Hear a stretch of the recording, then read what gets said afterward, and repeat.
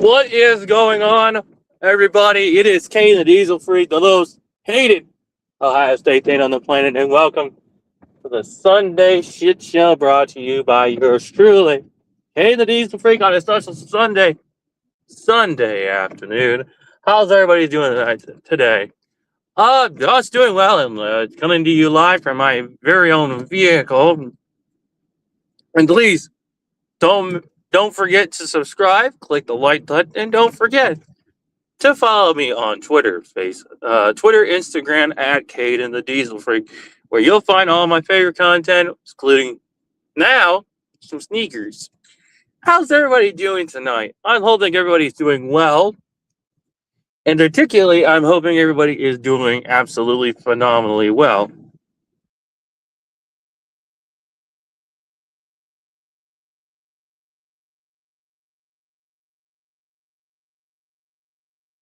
Announcement. I will be going live more Sundays, so tune in Sundays. I will be mixing in some other shows within the next couple of weeks.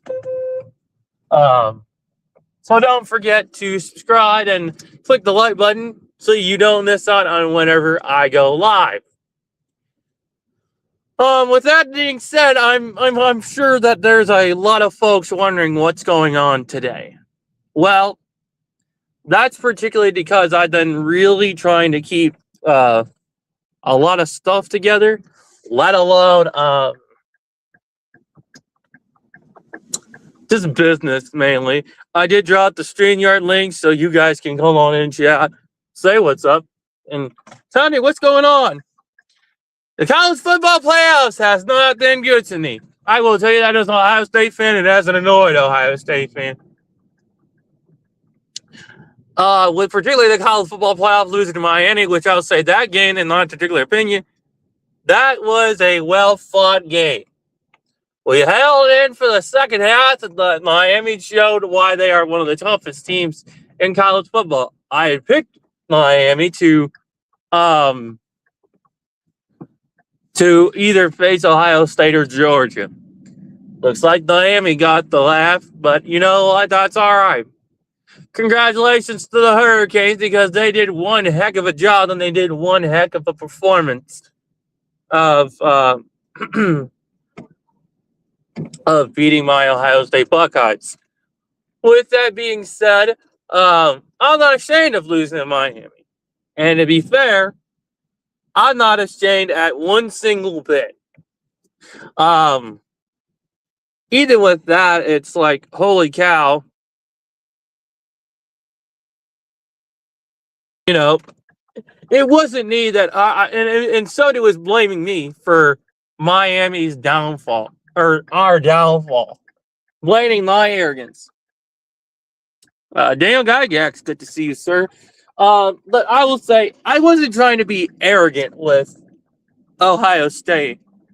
I was just saying that Ohio State's a tough team, and particularly Miami is a tough team. So, you know, it was good that we faced a tough team besides Indiana. You know, it kind of set us the right way. And I say that it set us in the right way because this is helping our guys remind them, like, hey, you know, and I'll say this on their end, it's hard being the national champions, let alone going back to back and going on a three-peat. 2021 Georgia fans, Georgia won their first national championship in 40 years. And then let alone they went back to another. And I heard a lot of Georgia fans saying that they were going to go on a three-peat after they won that second national championship at the expense of my Ohio State Buckeyes. And you know what? They had the right. They had the right to say that. And particularly speaking, I say that and I say that nicely because Georgia, I would say, even though people complain about their fans being arrogant, I still consider them one of the most tough physical teams in all of college football. They lived up to a standard that nobody else lives up to. Ohio State's on a high standard, but Georgia is the definition of the SEC's tough. Now, Ole Miss, congratulations to them passing the team that blew them out by 3 touchdowns in the early regular season. People thought Georgia had the upper hand on Ole Miss, but I guess motivation talks more than does more than the average person thinks. And with that particularly being said, I really just am thinking like, oh, holy cow, this is really going good for us because now Ohio State, sad Ohio State, is now possibly going to go on a revenge tour to go get the national championship. And I'm hoping Miami, and I'm hoping Rock and Rant is listening, which by the way, Rock and Rant, one of my favorite Miami fans of all time, respect to him, is listening. Because if Miami does, and I've got Miami winning the national championship, they better know that Ohio State is coming back for that national championship. Because whoever holds that national championship better know Ohio State's coming back for it. And there's an old or old saying, what doesn't kill you makes you stronger. Well, this loss didn't kill Ohio State. It's going to make Ohio State's team and roster a lot stronger. And that not only is by getting our team mentally more tougher, knowing that now Indiana's got a say, and they beat our butt in the Big Ten at our expense. Now we know we've got to play a lot tougher ball, a lot more physical. But you know what? I trust in Ohio State Buckeyes, and I know they will do the job like they're supposed to. Because they are the Ohio State University Buckeyes, and they don't fool around when it comes to playing tough football. And this tough football section is brought to you by Mean Diesel Inc. Mean Diesel Inc., the official brand of Kane the Diesel Freak. Mean Diesel Inc. One hell-raising, diesel-powered son of a gun's brand. And I'll tell you what, my brand is no joke. Speaking of which, we have our first guest coming on and a returning guest, Daniel Gygax, the College Football Mafia. Daniel, how you doing today, good sir? Fun, excitement, waiting for the Steelers-Ravens game to see if the Steelers are going to go 9-8 or make the playoffs. Oh, I can agree with you. The Steelers-Ravens rivalry is one of those rivalries that's not too old, but it got pretty ugly in the first place because of some Hall of Famers. Well, years ago, there in Pittsburgh, they used to have a sign up whenever the Ravens played that said, to us, you're still the Browns and you still suck. That's interesting. I've never heard that story of the Ravens-Steelers rivalry. Yeah. Wait, so wasn't the Ravens franchise, that was home of the Baltimore Colts before they moved out to Indianapolis? Yes. Yeah. I'm trying to think of my NFL history.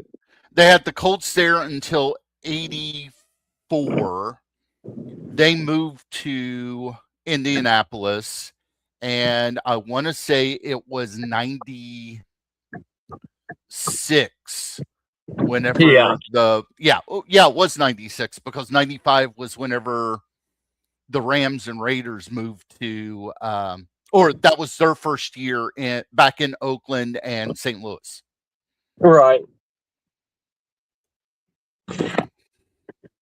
And the Steelers-Ravens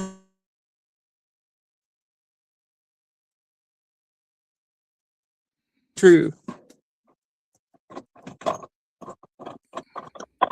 But Daniel, you know it's really made me realize something.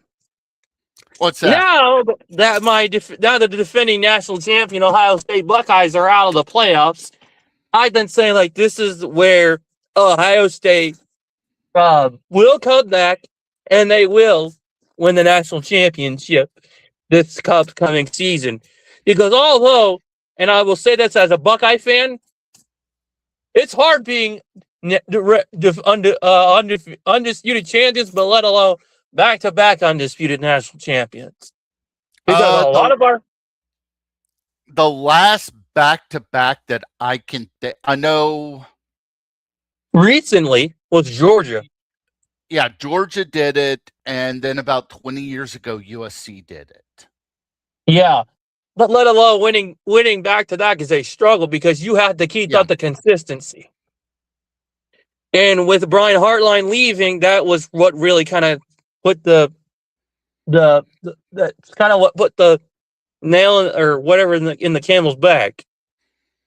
Yeah, and I'm really shocked. I thought Hartline was going to get a bigger job than South Florida.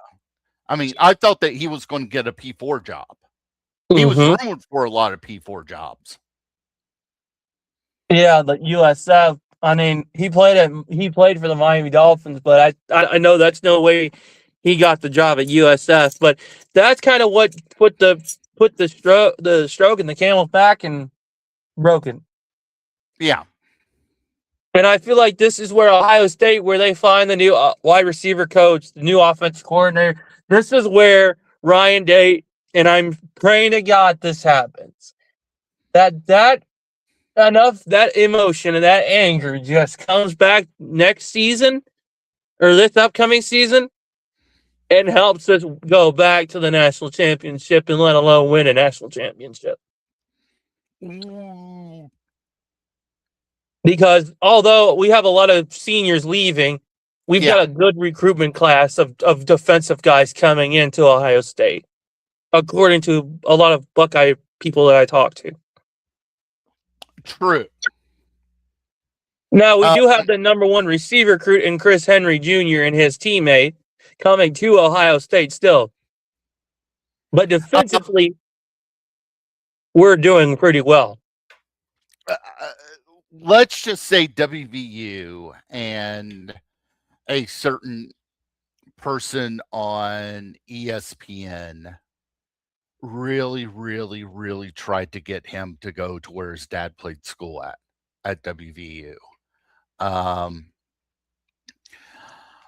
From what I was told, it was not a money issue because WVU was competitive money-wise. It's just that he wanted to go to a school where he would get highlighted.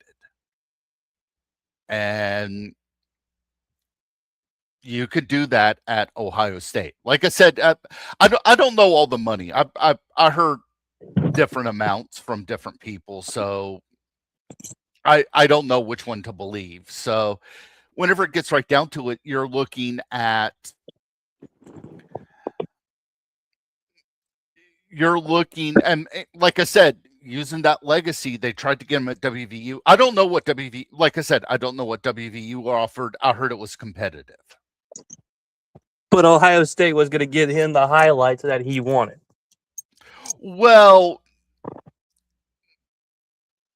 he would have been wide receiver 1, not this year, but next year at WVU. Right. But now that Ohio State has him officially, and that, he's staying at Ohio State, I feel like once Carnell leaves next year, they're going to heavily rely on him and Jeremiah. Because Jeremiah is going to be at Ohio State for a while. Yeah. And I know Chris Henry Jr., I've seen some of his tape. I know he can get some deep balls, and he can do anything. But Jeremiah is just a one-of-a-kind receiver, and that, I feel like, is going to make a huge threat to Indiana and, opposing secondaries with Chris Henry. True. And not only going from high school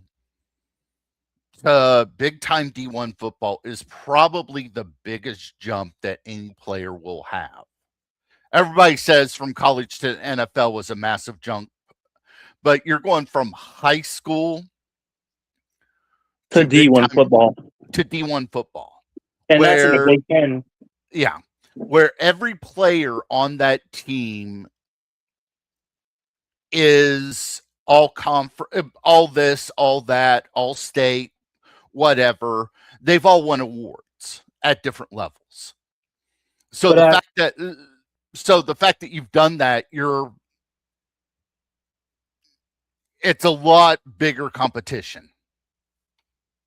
Yeah, but not only that, it's you're getting a lot of good, talented guys, young fellas to come into a locker room that's already got talent already down it. So there's more talent at the wide receiver room. True. And here's the other thing with Hartline leaving, probably not this year's recruiting class because that's already set. But next year's recruiting class, because there were a lot of players that wanted to go to Ohio State just because of Hartline and the system they ran. Mm-hmm. What will happen next year with that recruiting class? And let's get right down to it. It's Ohio State. It's the Big Ten. They're going to have a top 5, top 10 recruiting class no matter what. Mm-hmm. That's just how the world works. Yeah, and I agree with you. And I feel like defensively, we're set next year too. Because Matt Patricia's system that's been running has been doing phenomenal. They've prevented more points than what Jim Knowles was doing, although there wasn't a national championship win. It was just trying to get better communication in the defensive side of the ball orchestrated. I don't know how deep you want to go into rumors, but there's rumors with Patricia taking an NFL job again as a DC. Might find something out Monday, Tuesday.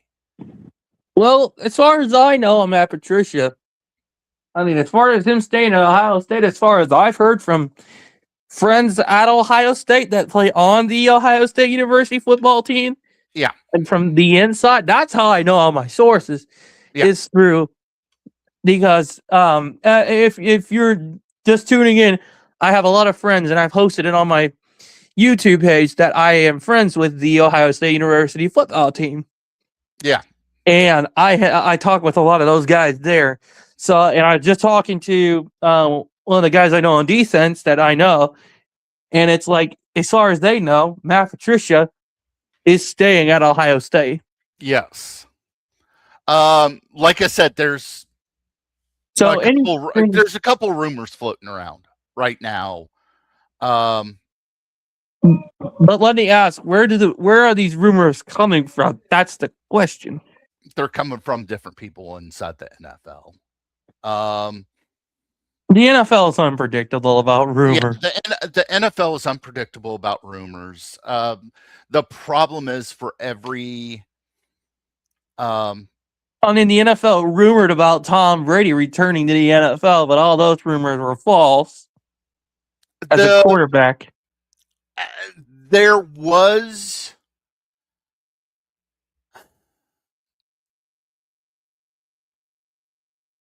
about a year ago, there was talk about him suiting up and playing for the Raiders because he owns blank percent of the Raiders. Just due to the fact that how bad the Raiders are. The Raiders are garbage. I mean, they've got first pick overall. And last week's Tank Bowl against the Giants, they showed no life at all. I mean, they were brutally bad. That's just how the world works. And what will happen with the Raiders is that they'll get a kicker with a drinking problem that can't make kicks, or they'll end up with the first pick overall and get a quarterback that doesn't read the playbook. Right. Not to say that happened. Yeah, or the possibility of Max Crosby leaving the Raiders. The problem with Crosby leaving is he is owed so much money guaranteed that you would have to find a team that has a ton of cap room to take him. Not to say that there's not teams out there that would just love to have him. I think his cap hit, if he's traded, I want to say it's $40 million a year. Like I said, there's teams that will make the phone call, say, hey, we want to have him. And there's teams that will clear space to get him there. But he's a very expensive defensive player. Like I And said, I heard some people saying that he was going to leave Oakland for the Browns. Not Oakland, Las Vegas. They moved a couple. Or Las Vegas, excuse me. Yeah. Some of them were saying the Eagles. Some of them were saying the Raiders, or not the Raiders, the Browns or the Ravens. I don't think the Ravens have the cap room. I know Philadelphia doesn't have cap room.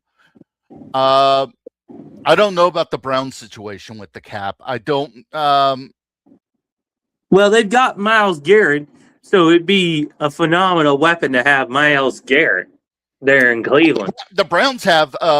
They're still dealing. What was that quarterback that they signed? Dillon Gabriel. No, Sanders. No. The guy that got in trouble, that they're still paying on that contract. Joe Flacco? No, not Flacco. Or Deshaun Watson. Deshaun Watson. They still that's still on their books for next couple of years. So that one right there, they're looking at a $50 million cap hit for next couple of years on that one. Or could Crosby go? Like, I've heard some people say either the Giants will pick him up, or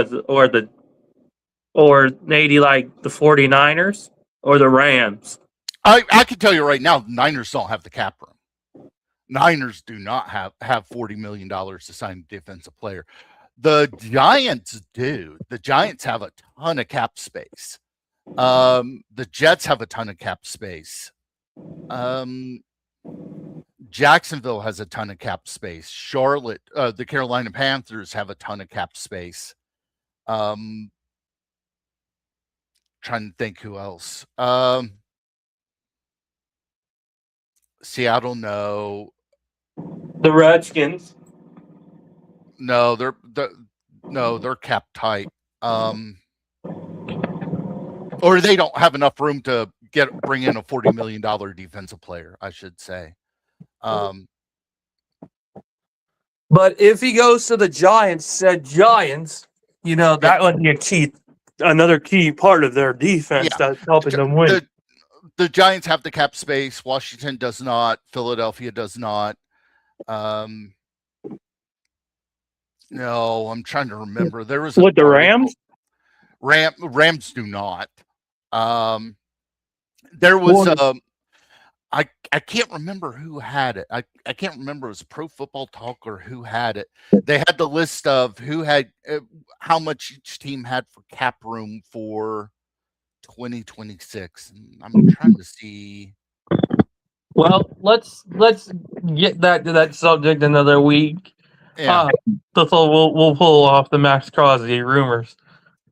But I'll hear. I follow Max Crosby on social media, so I'll know what's going on. I'll keep track of him, and I like his work as a defensive player.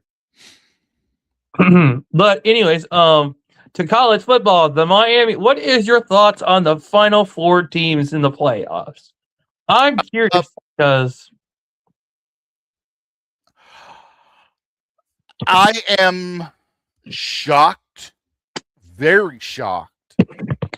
Ole Miss is still in it. Miami, I'm not really shocked. I've seen Miami play. They're pretty good. And they just beat my Ohio State Buckeyes, the defending champions, in a one hell of a fight after 23 years of animosity. Yes. That's almost 2 decades of just animosity. Yeah. Well, like I said, Ohio State will be for Oregon, Indiana. Indiana's looked good. Oregon, I've seen a couple Oregon games. Oregon has a lot of talent in what they call skill positions. Their offensive line is good, not great, and their defense is good, not great.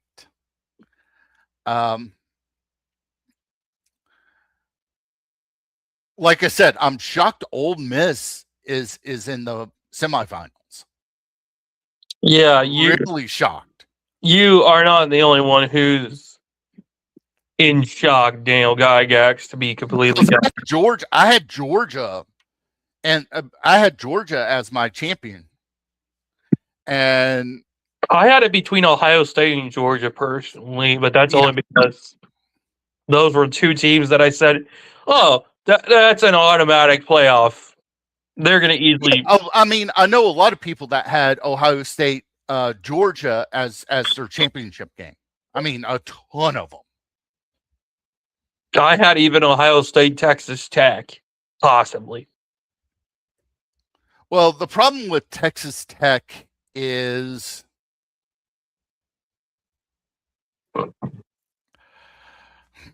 and I'll be honest with you with Texas Tech. Go ahead. They have a lot of really, really good skill positions, but they needed to spend the money on a really good front seven defense. And their front seven defense is good, not great.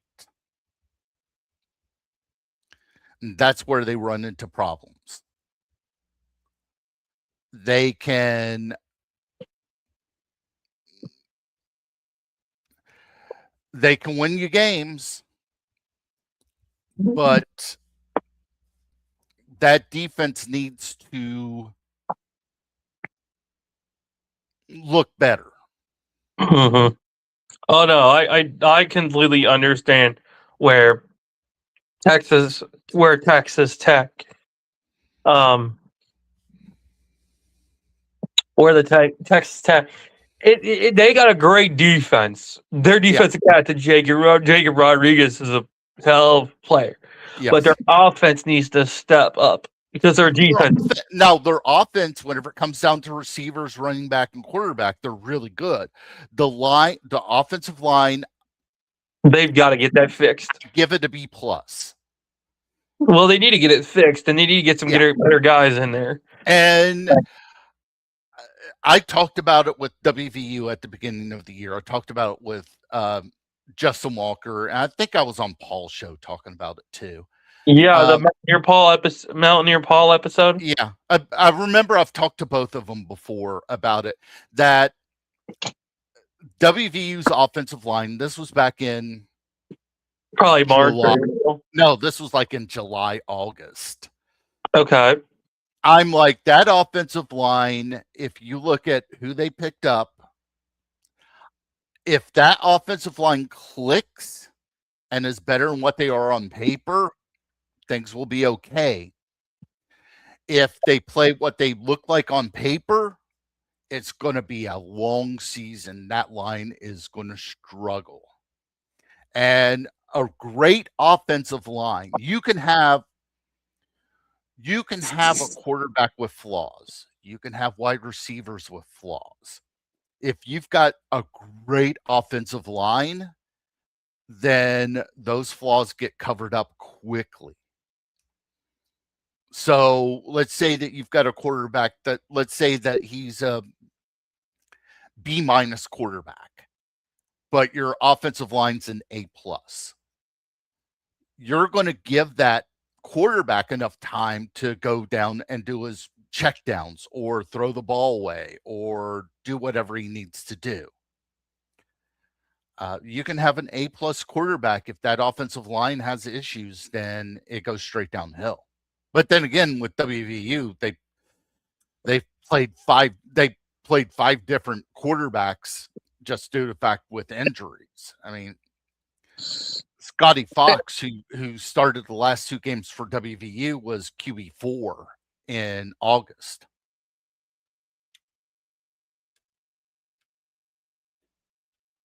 And if you could do me a favor, could you post my stream repost in 80 or on Twitter or something? I can do that. Yeah, Hold on. because there's a lot. I've been trying to get a lot of other people to join just to like give me their thoughts and opinions, because I'm just saying everything, as far as I can, and my show's uncensored, raw, and I don't like to sugarcoat my answers as far as everybody else's opinions go. Yeah, hold on. And you being brutally honest, Daniel, I find that awesome in every conversation we had. And I appreciate you being brutally honest. Well, being brutally honest is what I try to do. Hold on. Why is Twitter not working right now? Hold on. Hold on. I'm trying to get Twitter to fire up.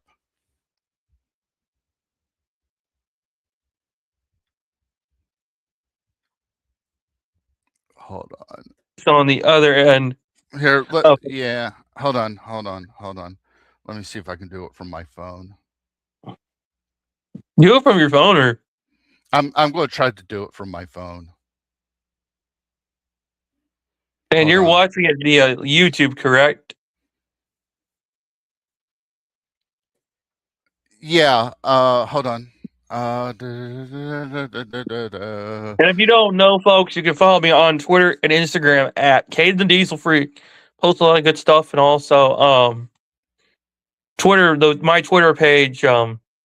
That's where I like to also trash talk. And Daniel's seen a lot of my comments and trash talking over the last several months. Not even months, but 2 to 3 months. Well, how long have you been calling in to Nate? Oh, for like 4 months now, 5, ever since like July. He started doing the call-in show in September. Because week 1 we had the watch party with TCU and UNC. Yeah.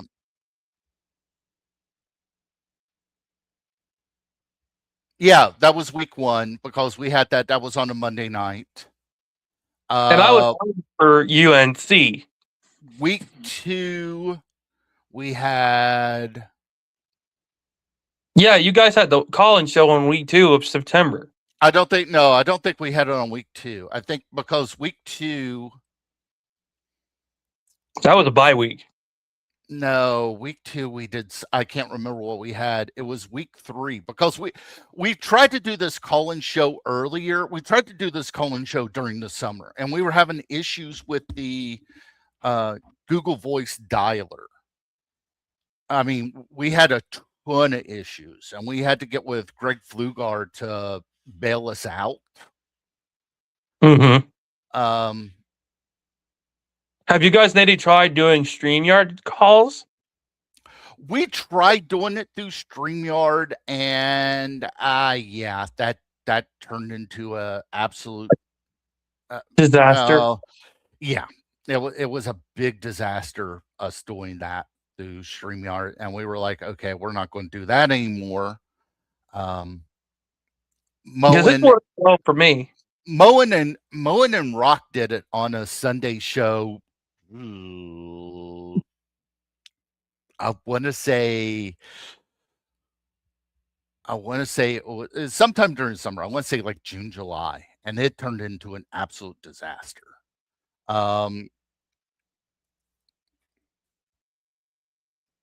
So hold on. Yeah, because when I first called into Nate's show, and that was the first episode of Bombers Blitz.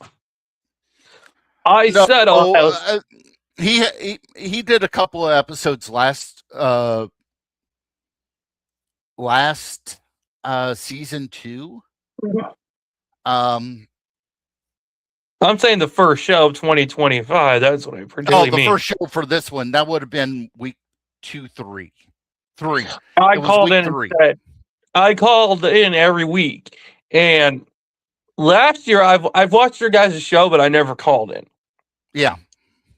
But I watched Nate and y'all and Mullen, and y'all are awesome with Rock and Rand, and I have a lot of respect for Rock and Rand. Being a fan of the University of Miami, they got a lot of legends at Miami that were at the game. Against Ohio State, which that kind of helped because we didn't have many legends at the game. Not discrediting Ohio State, but just saying we had only one guy there in the OSU Hall of Fame. Actually, hold on. Because Miami had Jason Taylor, Michael Irvin, Ray Lewis there. I'm going to just repost your one that you. I'm currently doing on No, Twitter. I'm reposting your Twitter. Okay, you found my StreamYard link? Yeah. Okay, that's fine. Yeah, and a lot of the Michigan fans that I know that are on YouTube have been giving me just absolutely hell. They're saying, "Oh, my arrogance was the Buckeyes' downfall." I'm like, I was just, being a Buckeye fan because we were the defending national champions, and I felt like this team was going to go back to back, and we were going to win it back to back and not have an issue. And then Hartline left, and then I was like, we might, like, mentally I'm thinking, this is really bad. And then the Indiana Miami loss, that just set us just further down.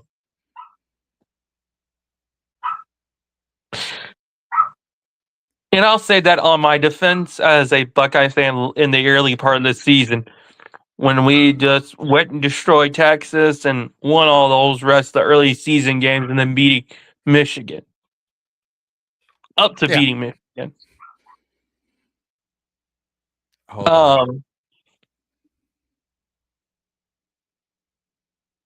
And there was a lot of speculation regarding Ohio State as far as the season had gone. Not interested in Ohio State.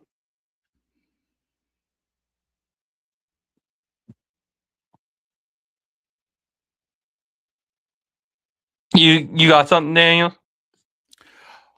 Asking a question to somebody about we're talking about portal and stuff like that with WVU, and WVU has exactly one running back left from last year's season.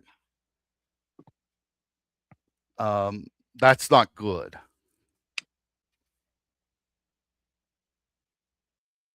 And then here's my thing about the Big 12, I said. And this is from preseason. And when I talked to Nate in week 3.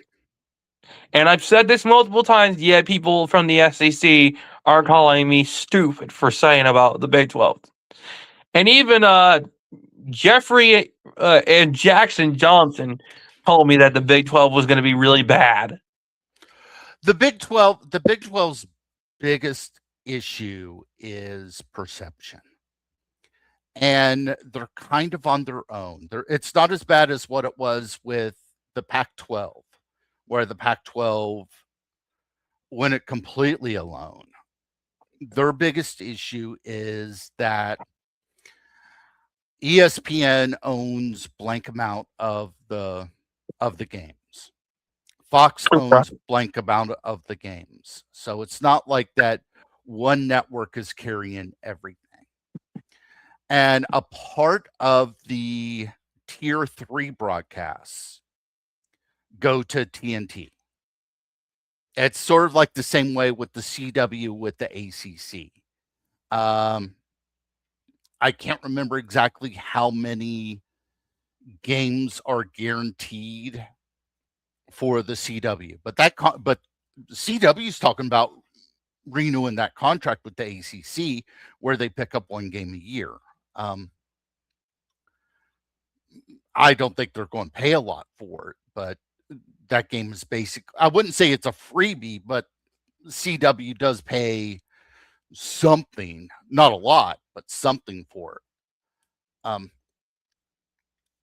You get right down to then CBS Sports Network picked up some of the ESPN Plus games.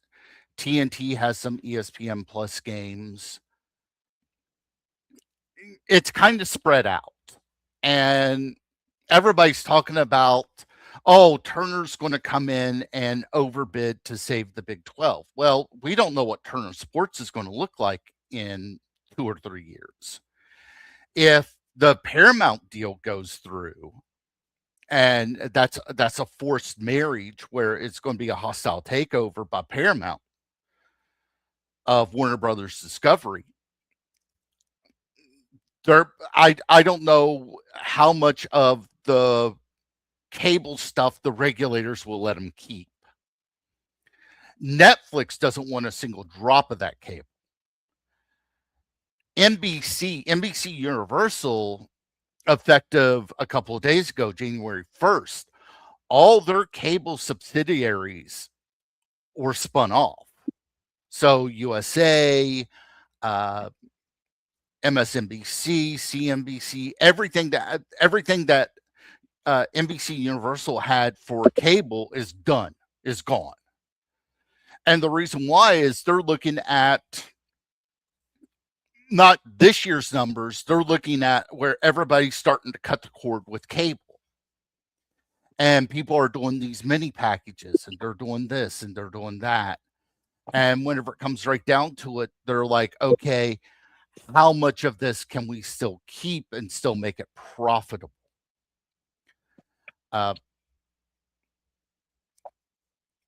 So Netflix is looking, we don't want any of the, we just want the studio and the IP that comes from the studio. We don't want any of the any of the cable networks. So let's say that Netflix deal goes through. Where does TBS, where does True TV, where does TNT, where does all this cable that you have from Warner Brothers Discovery, where does that go? So they would have to come up, they would have to spin off a company. And we're talking, I think there was like 22 different cable entities that Warner Brothers Discovery has. So all of those would need a home. I don't see any of the big linear companies, like I don't see a Disney buying them. NBC Universal just dumped all their cable. Paramount's got a ton of stuff that they have on cable now, and they're trying to stream that. They're trying to cut that down. Right. So who knows what's going to happen? Not this year, but we're talking years out. We're talking 8 to 10 years out, or all these contracts start coming due in 2029, give or take. What is that? The Big Tens is ESPN. No, the Big Ten is Fox. The Big Ten deal ends in 2029. The SEC deal, even though it runs through 2034, they can start renegotiating in 2029. The Big 12 deal runs through 2031. And you've got the ACC deal. Yes, that runs all the way to 2036. But in 2030, everybody can cut a $75 million check and say, deuces, we're out of here. Mm-hmm. So now you're looking at who's going to do what. And I get what you're saying, Dan. I know the SEC is still going to make good money. I know the Big Ten is going to make good money. The question is, what is the Big 12 going to do, and what remains in the ACC? If it's just Clemson and Florida State leaving the ACC For the SEC. for the SEC, that conference will stay very viable. You're looking at the same numbers that you have with the Big 12. So you're looking at a conference that's still going to be okay with Clemson and Florida State leaving. But the question is the Big 12. Who's going to sign the Big 12? Well, a lot of it is who wants who in the Big 12. Everybody's saying, oh, look at Kansas. Like, no. Kansas is spending money, but it all comes down to football brand. Who's got football brand in the Big 12?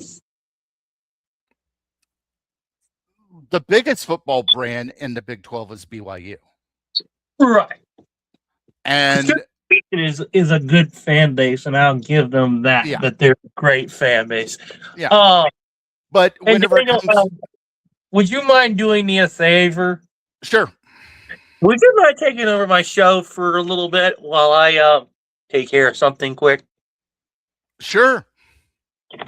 And you could say whatever you want on here. Like I said, it's uncensored. So don't mind just saying what's on your mind. That's why my show is disliked by most people, but liked by few. Yeah. So take it over from here, my good friend, and everybody, please make sure you follow the College Football Mafia and Daniel Gygax. They do some amazing stuff, and I will tip my hat to those guys. And I will be back in a few minutes. Okay. Let's talk the media landscape for college football. Not for this year, not for next year, but in 2030.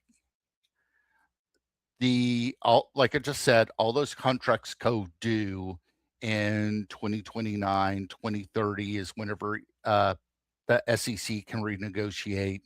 2030 is whenever the ACC can cut checks. 2031 for the Big 12. The problem that the Big 12 has is who is valuable enough out of the Big 12 for a Big 10 to say, yes, we want them, or for an SEC to say, yes, we want them. It's pretty difficult. You hear people out of Utah screaming, oh, we're going to the Big 10. No, you're not. The problem is that the Big 10 looks at Utah and they're like, they're good. The problem is they're not even the biggest show in their own market. That's a team 40 some miles south in Provo. We're talking about who is worth $70 million in media revenue. And none of these schools meet that threshold. Every school there will take a half share. WVU would, UNC would, everybody would, because it's not about this contract. It's talking about the next contract that's going to be due in 2038, 2039, give or take, whenever that's due. So what do? Do you go ahead and try to line things up now? Or do you have a wait and see? The problem with wait and see, you don't know what's going to happen. Nobody does. Anybody that says, oh, I know how college football is going to look in 2030, they're lying to you. We can guess, but we've guessed wrong all the time.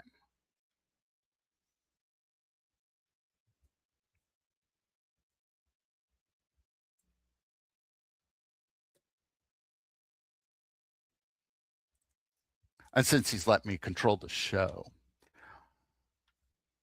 I want to thank John Beason for winning the Tulsa Shootout last night. He, a native of Oklahoma, This week, you start all the prep for the Chili Bowl, which is absolutely one of my favorite races that you see. You've got 300 and some cars that show up to Tulsa, Oklahoma. The problem that you have is past couple of years, they've really, really, really gone overboard with doctoring up tires. It's like, come on, guys, this is the Chili Bowl. This isn't your $500 street stock race. If you're going to end up doing that, go over to your local dirt track, cheat up tires, and win a $500 race. This is Chili Bowl. This is the biggest dirt race that they have throughout the year. Sorry, Eldora. Sorry, Knoxville. Yes, I said it. I mean it. I was talking about the Tulsa Shootout and the Chili Bowl. They're dirt track races that are ongoing this week. I threw that in there too, since I had control of the show. Well, you know what? And speaking of the Chili Bowl, Tennessee, hey, at least the better news is the Tennessee Volunteers are not in the college football playoffs. That's the one thing I'm happy about, as well as Alabama being eliminated. Here's the thing with Tennessee. Tennessee is still going to be good, but they're never going to be as good as they think they are. They made the playoffs last year and somehow or another doctored up the Google algorithm to have the horseshoe listed as Neyland North. Which they lost that game, and now it's just the horse. I'm going to turn my they really absolutely just got thumped. I mean, it was ugly. And I just think that's funny. I think it's absolutely hilarious whenever it gets right down to, like I said, Tennessee is good, but they're not as good as their fans think. And let's put it this way: whenever it comes down to Tennessee with their football, they fill up 100,000 seat building. They do a really good job of fan engagement. Everybody loves them. Well, everybody loves them in Tennessee. Everywhere else, they're despised. I wouldn't say everywhere else they're despised, but there's some teams that just don't like them. Yeah, I mean, you've got that with schools everywhere. If I wear a WVU shirt into, let's say Roanoke, Virginia, I'm going to get some smack talk because not too far from there is Virginia Tech. Right. So, and that, well, I'm not going to get into that rivalry, but West Virginia, Virginia Tech, that's a rivalry we can get on another day. Yeah, because they kind of messed that up quite a bit. So I understand there, Daniel. But the other thing I was going to mention to you was, speaking of bowl games, Michigan lost theirs to Texas, which I was really happy about. And then losing Coach Jerome Moore to trouble, man, I was laughing my rear end off. We did a show talking about that, and I remember. Yeah, I can't remember who it was. It was one of the people from it was a Michigan guy that was on there, and was like Johnny Olin or someone of them. Yeah, and our sources that we use is we try to get as local as we can with a source. So all the stuff that we were reading up on was an article that the Detroit Free Press had showing all the issues that Michigan Wolverines athletics had. So we use that article. If you looked at the sports page that they have, It wasn't talking about it. They had nothing about the Pistons. They had nothing about the Red Wings. They had nothing about the Lions. It was Michigan athletics all over their sports pages. And like I said, we try, like, if we're dealing with something from Columbus, we use local sources. Like a lot of the stuff, like whenever we were dealing with stuff with UNC, WRAL, their radio show, we would sit there and parse through all the stuff that they had, their sports radio show. Right. Same thing with, I'm trying to remember the name of the sports station out of Charlotte. They were leaking stuff left, right, and sideways. Showing your shoes off? Oh no, I thought I had something there. There was something wrong. Yeah. So you get the idea that whenever we're talking about sources, we try to go with as local as we can. Right. We also, like, just because we're in this space, we'll have people tell us about this or that or whatever, and we have to chase down what's happening. Sort of like, oh, here's the thing. The University of Virginia, it was the TV station out of Richmond talking about the president that was coming in for UVA, what they call Board of Visitors, which is like the board that oversees UVA, like showing how many vacancies that they had. Like they had a president that was vacant, and then they had a couple people in the Board of Visitors.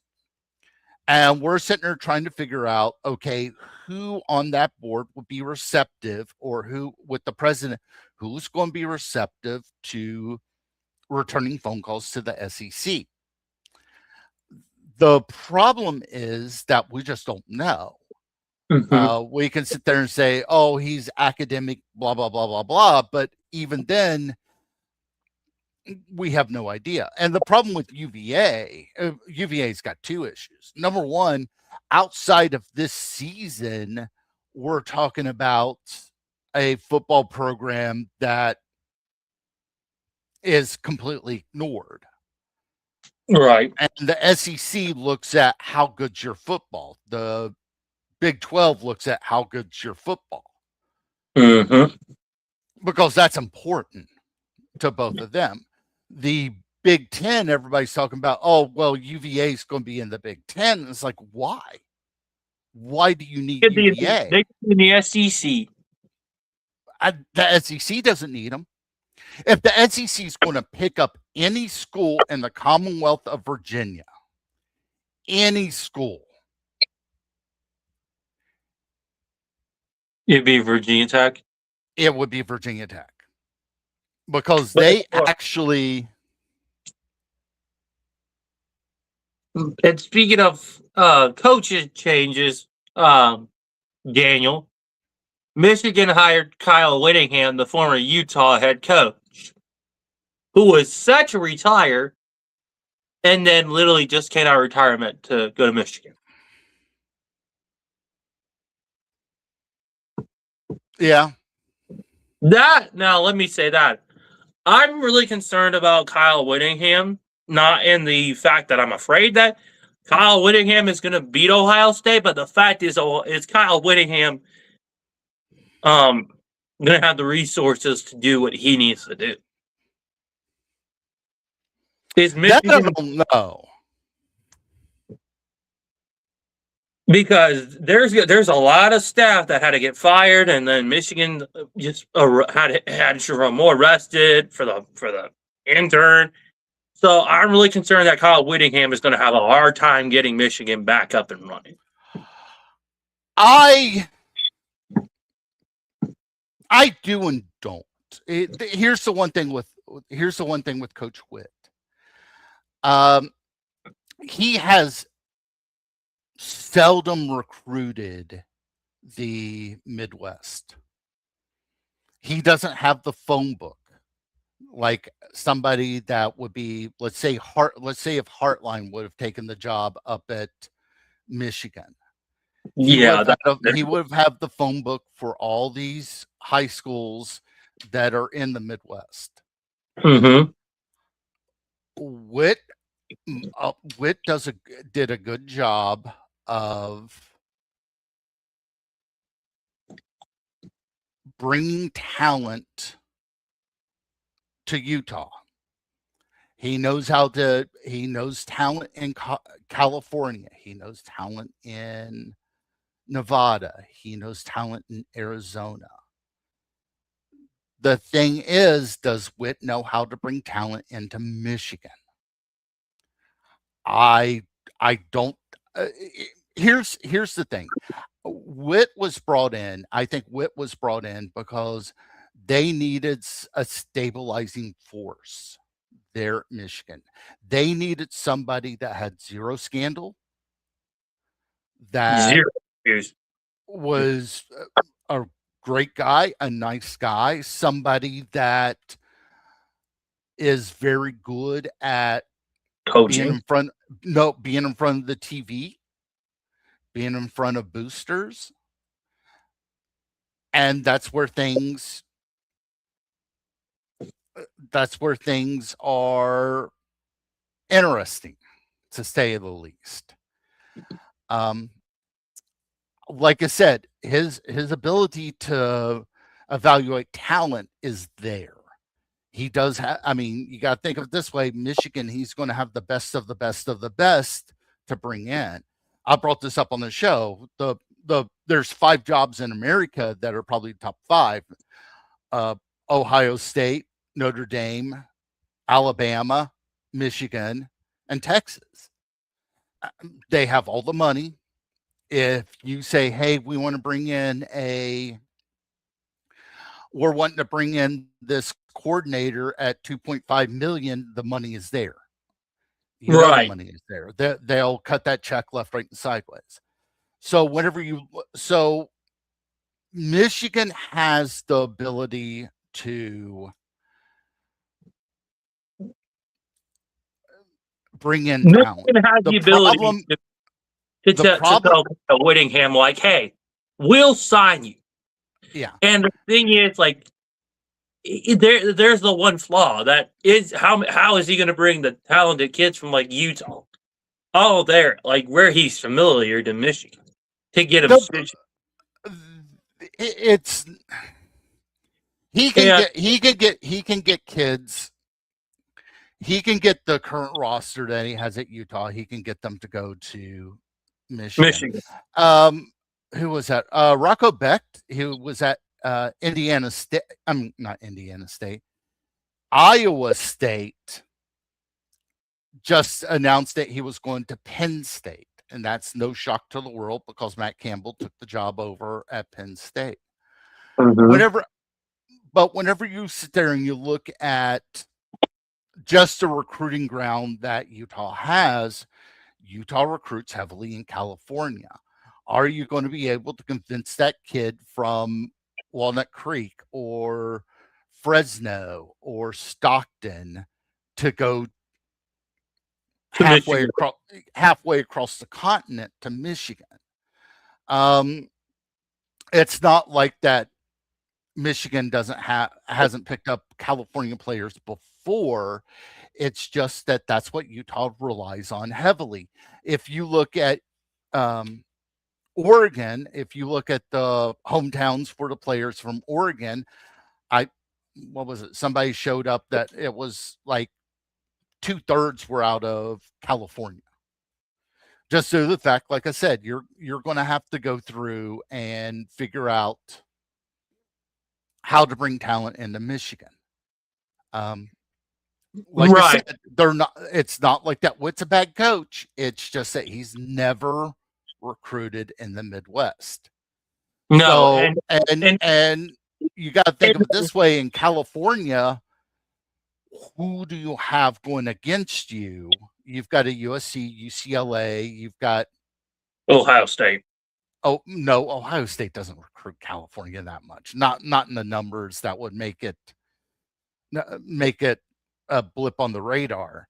You've got Oregon, you've got University of Washington, but whenever it comes down to Midwest. yeah, Yeah. Now you're in the Midwest, and you've got Ohio State, you've got Penn State that's going after the same guy. You've got, to an extent, Michigan State going after the same guys. You've got Notre Dame going after the same guys. You've got Illinois going after the same guys. You've got WVU that's working phones in the Midwest too. You've got Nebraska. You've got Nebraska. You've got all those schools that are trying to get the same players, and it's just a different way to recruit. And like I said, it's not that Witt's not a really good coach. It's Witt doesn't have the same No, and I get what you're saying, Daniel. And I just found out something from the NFL. Breaking news. Myles Garrett has just signed with Jordan Brand for the rest of the season until for like a 5-year contract with Jordan Brand. It was just announced a few minutes ago. Okay, that's normal. I just wanted to break the news because I love Nike Jordan Brand, and I love their gear. I've worn it. It's awesome. But like I said, whenever you talk to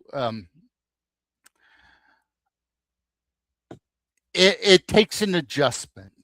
Because you're now going to have to learn who the coaches are in Ohio, who the coaches are in Michigan, who's the coaches in Pennsylvania. You're going to have to learn their names. You got to learn them quickly. That happens with coaches that move from one area to another. Like I said, it's not that Witt is not a good coach. It's now that he's going to have to figure out. He's going to have to get personal quick to get these guys to get to know these names.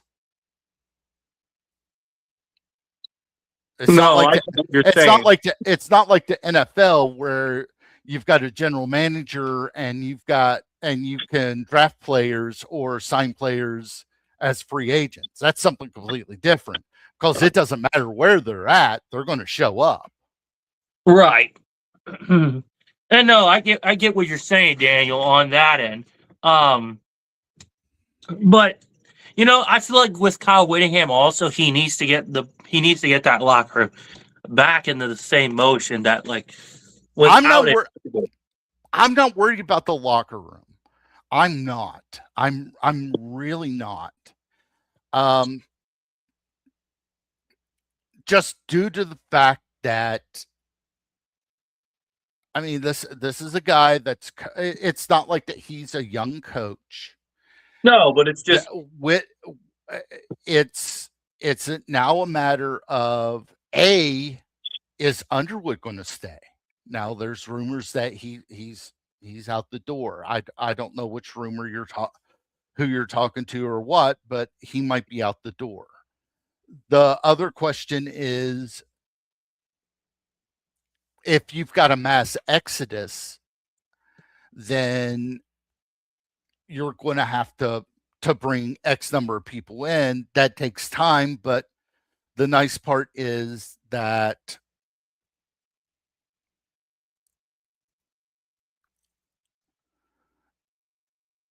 and I understand. The part is that you're now looking at least it is now in January, whenever you know who's available. Right. And I get what you're saying on that part. And with Kyle Whittingham also, he was a former rival and student of Urban Meyer, Ohio State's former head coach. He story time with Dan. I was at Ogden, and I'm trying to remember when that happened. I want to say it was 2003, whenever Urban Meyer took the Utah job. I was there. I was there.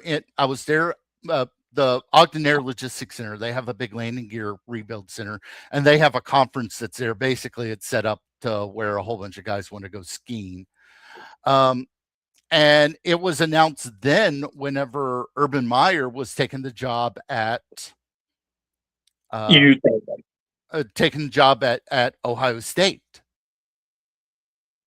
And that was they were up there on the hill where the University of Utah was at, and they were talking to people there. Hey, what do you think about Urban Meyer leaving? And I remember this one quote, and I don't remember the TV station. It was on while I was getting ready to go to dinner or whatever. They're like, I don't know why anybody needs to get paid that much money to coach. And I want to say Urban Meyer was going to get $4.5 million a year to go to. I think that was his original contract, something like that. I'm like, oh, Utah has no idea how football works. And then sooner or later, Kyle Whittingham comes to Utah as their head coach. No, Kyle Whittingham was on the staff at Utah. Oh yeah, right. He was part of the staff. And he was on the staff, and he was brought up. I want to say that. Hold on. I want to say that. Let me. Excuse me. I'm drinking a cold. I'm drinking. I want to say. Hold on. He was there for a while. And sorry, Daniel, I want to make this. If you are just joining the show, this is just the Sunday show. If you want to call on it, I put the StreamYard link down below so you guys can call on in. It's not just Daniel Gygax I had on here. I had Mountaineer Paul. I had VicTube on here that Daniel met. So if you want to come on in, you guys can. Feel free to ask any questions, and this is just college football show that we're just having. Okay. Witt took over as defensive line coach in 1994 and was the defensive coordinator 01 to 04 at Utah. So he was on that staff since 1994. Before that, he was at Idaho State as their defensive coordinator from 88 to 93. 1987, he was at Eastern Utah, and 95, 96, he was a GA at BYU. He played his football at BYU, by the way. So we're talking a guy that they're at Utah for 30 plus years in some capacity. Mm-hmm. Why can I not get this to okay? And then what? What was it? When Urban Meyer left, didn't he take over? December 04 is whenever Urban Meyer left to go to Florida. Go to Florida. Why did I think that he went to Ohio State? He went to Florida first. That was it. And then Ohio State. Whittingham was the head coach. Whittingham was the head coach for that Fiesta Bowl, and then he took over in full time in 05 as head coach. Like I said, he has been in Utah his entire life. I mean, his hometown is let me see, where's his hometown? He went to high school in Provo, Utah. So to sit there, yeah. So we're talking somebody that has been in Utah forever. I wish Professor Yu was on here, then we could get a full explanation. He did a really good job. Like that Friday show. If you go into the College Football Mafia, there's like a 30-minute clip of him talking about how this is a big whiff for the University of Utah. I seen that video. The problem that they had is that contract that they had. I can't remember the guy's name that taken over for Utah. The contract that they had it set up with him as a coach in waiting. And if they didn't sign him as head coach by next year, they had to pay him like $3 million and let him out of his contract. They didn't want to do that. They were kind of trying to play both sides of the fence. Florida State did that with Jimbo Fisher and Bobby Bowden. Bobby Bowden wanted to stay another year, but the way the contract was set up with Jimbo Fisher, he had to take over then. Not, because I remember with WVU, WVU was wanting to bring Jimbo Fisher in at the end of the 2007 season. They were like, okay, you have to buy him out of this contract. And that's whenever they realized, oops, we're in trouble there at Florida State, that they had to hire him at the end of the 2008 season. Or bring him in as a head coach at the end of the 2008 season. Even though Bobby Bowden wanted to stay a couple more years. Witt wanted to stay a couple more years. There was rumors about Witt's health. I don't know what's accurate. I don't know what's inaccurate. I'm going to just sit there and say that depending on who you talk to, some of it was true, some of it probably wasn't true. Yeah, because the defensive coordinator that they're bringing in from BYU, Jay Hill was at Utah. Jay Hill also was at BYU. He's one of those guys that has coached or lived in the state of Utah his entire life. And Jay Hill, they were sitting here talking about Jay Hill's health because he's got some heart issues. It's like, well, what's the difference between being the defensive coordinator for BYU or defensive coordinator for Michigan? You're going to have, if you've got heart issues, you're going to have them at either one. Heck, he could be a defensive coordinator at a D3 school somewhere, and you're under the same pressure. You have to win. So I feel like even with Kyle Whittingham's coaching situation, I feel like he's going to figure that out, but it's just going to take him a minute to figure that out and to get things situated at Michigan. I'd at least give him the preseason to figure out stuff and to get his system worked in. I'm not, like I said, I'm not too worried. I'm only saying this because I'm not. Here's the thing: 2026. If Michigan goes, let's say Michigan goes 8-4, you're going to hear something. I mean, that 5-year contract is 100% guaranteed, every single penny of it. So if he gets fired, the buyout is 100% of that amount, and I don't remember the exact amount on it. So he's there. They're stuck with him unless they want to buy out the whole contract. So now you're looking at one of the top 5 schools. You bring a coach in. He's a good coach. He's never recruited the Midwest. He's going to have to get used to that. So that happens. So I'm going to have to go. I got things I got to do this afternoon. Well, I appreciate you, sir, as always, and you are always welcome to the Diesel Freak Hour, and you know that's the truth. Okay. Please remember, subscribe to the College Football Mafia, Daniel Gygax, and all of them. Awesome guys. Daniel, always amazing having you, and have a good evening, sir. All right, thanks, Caden. Later.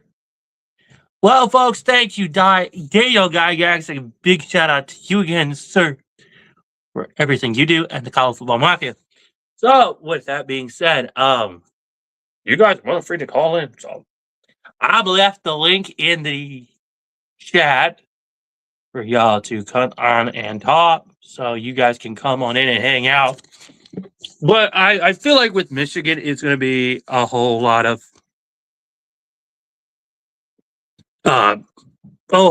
staff change, but let alone a whole lot of getting his system worked in. at Michigan. I get where Daniel Gygax is coming from, but I mean, I've just got a feeling that Michigan may have some trouble with Whittingham, getting his system worked in and recruiting. So I appreciate Daniel Gygax as always. He's always appreciated on my YouTube page.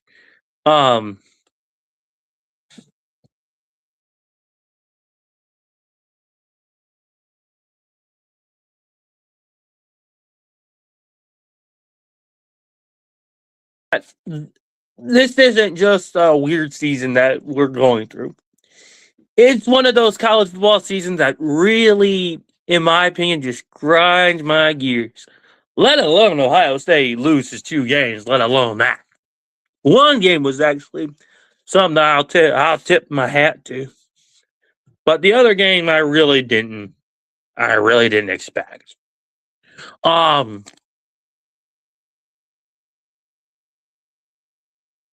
to think here. Because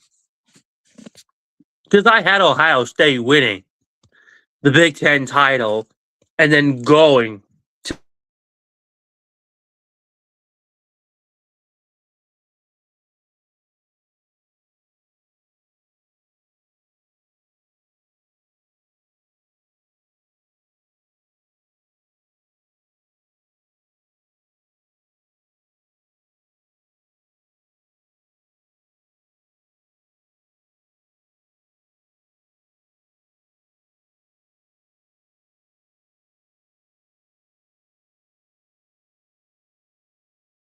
let me fix that. Yep, there we go.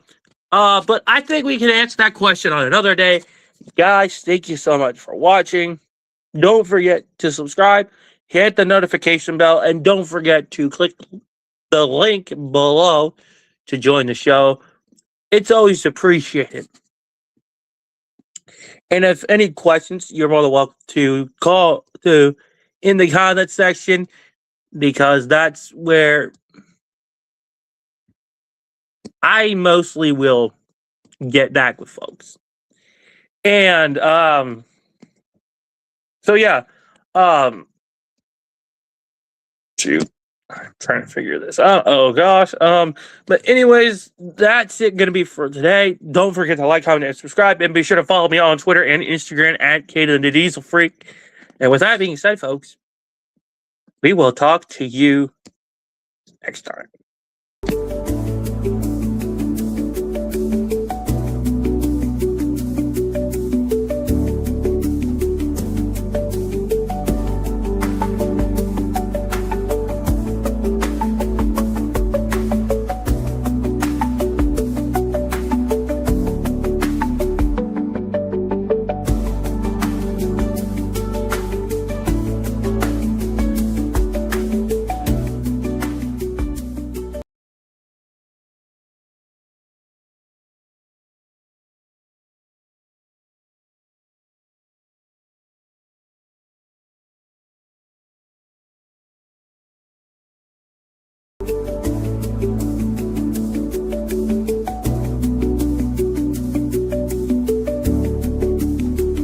Hey, hold on. Speaking of which, hold on. Wait a minute, this is my show. I forgot. This is my show. But as far as the breaking news goes, I feel like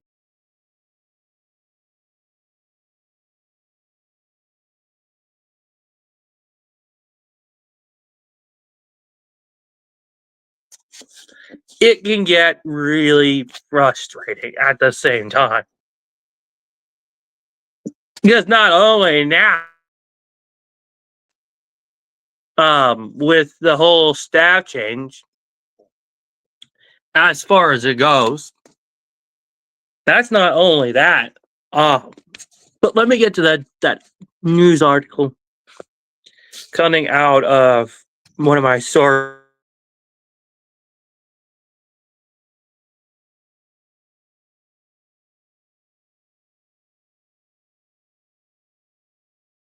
That now Myles Garrett of the Cleveland Browns is signing with Jordan Brand.